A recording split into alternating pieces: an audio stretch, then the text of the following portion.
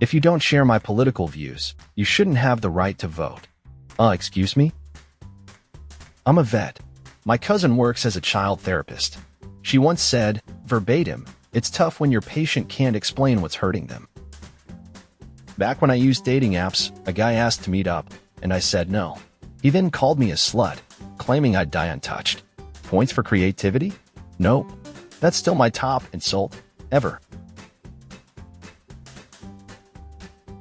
Is there internet where you are? I was in an online chat room, 2004, chatting with a Canadian guy in his 20s. I got hired for a job, U.S. Army, that needed 3 paper copies of documents for direct deposit. I sent 1 PDF file. HR insisted I email 2 more PDF copies. A lady asked if I was someone, I forgot the name, and I said no. She replied, "Oh, you resemble him." Turns out, he was a Buddhist monk I met while traveling, but he passed away. Passed away. Yep, that's me, the deceased. She wasn't kidding, lol. In middle school, we were reading Anne Frank's diary aloud as a class over several weeks. When we reached the Hanukkah scene, a classmate suddenly asked, "Hold on, are they Jewish?" While working retail and balancing my cash drawer, checking if the money matched the receipts, I found an incredibly glossy penny. It was either fresh from the bank or, more likely, taken from a collector's set since a penny's value never exceeds 1 cent in a lifetime. I showed it to my assistant manager and said, "Look at this shiny penny." She gasped, "Oh my gosh. Is it fake? Why would anyone bother counterfeiting a penny? After all the effort and cost, you'd still only have a penny." At a checkout, the cashier was chatting me up and asked where I'm from. I said England. He asked, "What language do they speak there?" I answered, "English." The man behind me in line burst out laughing. After 3 years of pushing for a pay increase, I told my boss I'd quit if I wasn't paid more. He responded, "If you're just going to walk away, why would we raise your pay?"